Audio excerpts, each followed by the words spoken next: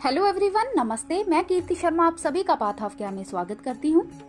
भारत समेत दुनिया के अलग अलग हिस्सों में भगवान शिव के हजारों मंदिर और तीर्थ स्थल मौजूद हैं। भगवान शिव के सभी मंदिर और तीर्थ स्थल का अलग अलग महत्व है, जो अपने चमत्कार और धार्मिकता के कारण दुनिया भर में प्रसिद्ध हैं। दुनिया भर में भगवान शिव को समर्पित कई मंदिर हैं और इन्हीं में से एक है नेपाल का श्री पशुपतिनाथ मंदिर। नेपाल का श्री पशुपतिनाथ मंदिर भगवान शिव के 12 ज्योतिर्लिंगों में से एक माना जाता है। इस मंदिर के बारे में कहा जाता है कि यहाँ पर आज भी भगवान शिव विराजमान हैं।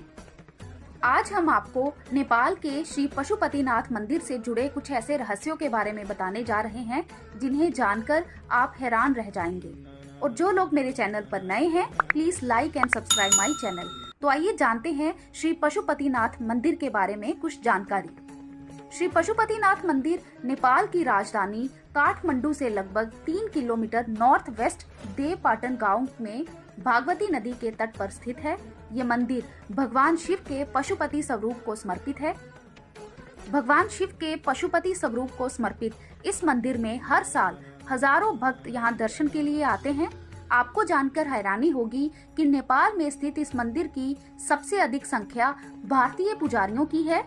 ये परंपरा सदियों से चली आ रही है कि मंदिर में 4 पुजारी और एक मुख्य पुजारी दक्षिण भारत के ब्राह्मणों में से रखा जाता है।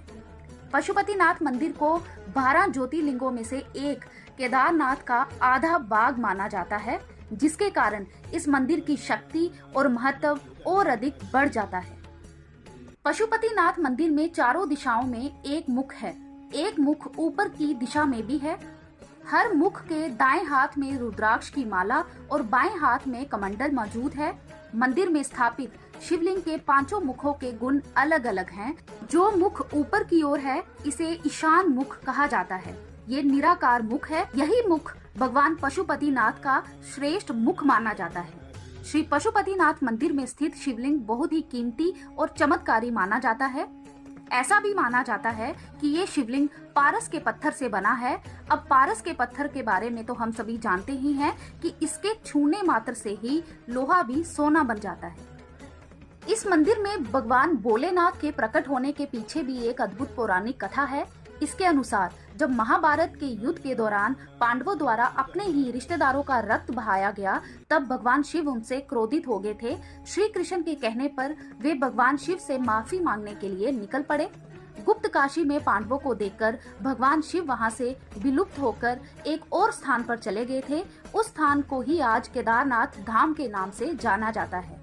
भगवान शिव का पीछा करते हुए पांडव केदारनाथ भी पहुंच गए, लेकिन भगवान शिव उनके आने से पहले ही भैंस का रूप लेकर वहां खड़े भैंसों के झुंड में शामिल हो गए। पांडवों ने महादेव को पहचान तो लिया, लेकिन भगवान शिव भैंस के ही रूप में भूमि में समाने लगे। इसी दौरान भीम ने अपनी ताकत के बल पर भैंस रूप महादेव को गर्दन से पकड़कर धरती में समाने से रोक दिया। भगवान शिव को अपने असल रूप में आना पड़ा और फिर उन्होंने पांडवों को क्षमादान दे दिया। इसी कारण उनके मुख वाला स्थान पशुपतिनाथ के नाम से प्रसिद्ध हुआ और जहां पर उनका देह जो भैंस के रूप में मौजूद है, वह केदारनाथ के नाम से प्रसिद्ध हुआ। पशुपतिनाथ मंदिर को लेकर मान्यता है कि अगर आपने पशुपतिनाथ के दर्शन किए तो इसका पूरा पुण्य पाने के लिए आपको केदारनाथ धाम भी जाना होगा। यहाँ आपको महादेव के दर्शन करने होंगे। आपको बता दें कि पशुपतिनाथ मंदिर में भैंस के सर और केदारनाथ में भैंस की पीठ के रूप में शिवलिंग की पूजा होती है।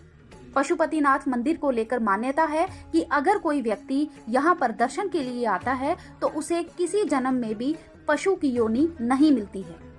इस मंदिर को लेकर एक दूसरी मान्यता ये भी है कि अगर आप पशुपतिनाथ के दर्शन के लिए आए हैं तो आप नंदी के दर्शन ना करें, नहीं तो आपको दूसरा जन्म पशु के रूप में मिलेगा।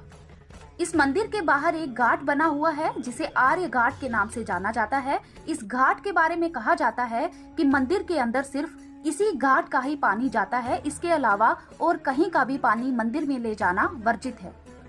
तो ये थी श्री पशुपतिनाथ मंदिर से जुड़ी कुछ जानकारी। उम्मीद करती हूँ कि आपको जानकारी अच्छी लगी होगी। प्लीज हमें कमेंट करके जरूर बताएं और ऐसे ही इंटरेस्टिंग वीडियोस के लिए please like, share and subscribe my channel. Thank you so much.